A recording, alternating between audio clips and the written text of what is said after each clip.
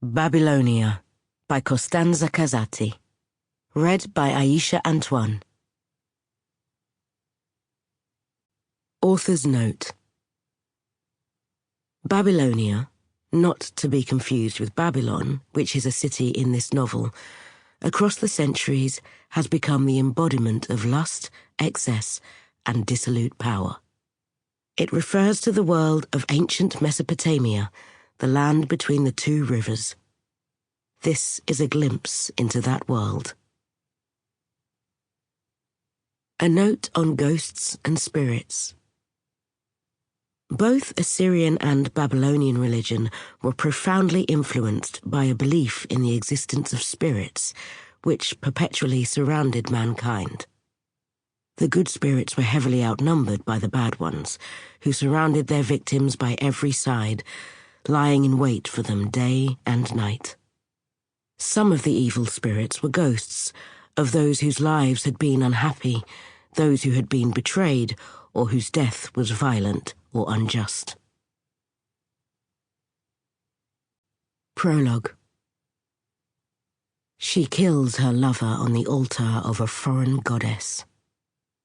It is the month of beginning, and the valley is flat and green. The sanctuary stands in the darkening sky with no attendants in sight. Decito walks past the temple's columns. In her arms, her baby stares with eyes as big and bright as moons. Don't worry, Decito thinks. It will be over soon. She finds him in the main chamber, his body shrouded in shadows. The muscles in his shoulders tense as he polishes the altar with loving care, as if it were a woman he had under his hands, not a piece of stone. He turns when he hears her.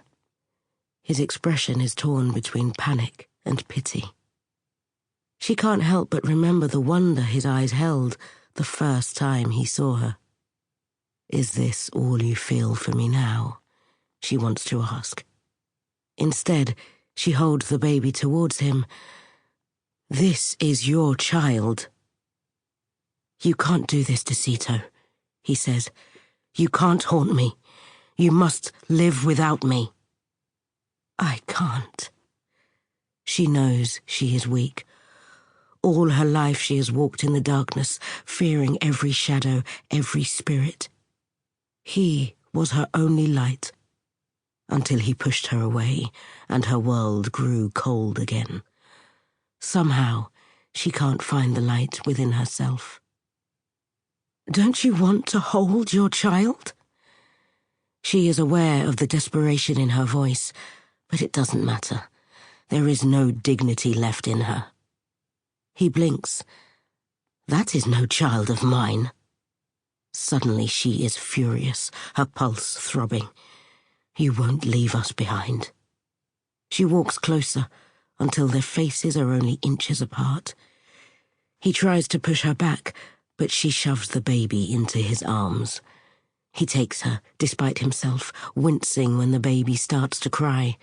For a moment, his face softens, a glimpse of affection. Decito takes a knife out of her vest, the one she found outside the temple, used by votaries to sacrifice pigs and doves. He doesn't have time to react. She stabs the blade into his chest, and they cry out in unison, as if both were wounded. Blood flows between them, wetting his white tunic and her dark dress. The knife stands in his chest, like an evil limb. He looks at the blade in shock. "This is my goddess punishing me," he whispers. "No," Decito says. "This is me punishing you." Her tears fall on his cheeks. He stretches one shaking hand towards her, touches her hair before burying his face in it. The memory is like a burning brand pushed through Decito's head. She welcomes it. She wants to remember there was a time when she thought she could be happy. And she wants to remember how she lost it all. The first thing he had ever said to her was, Sample complete. Ready to continue?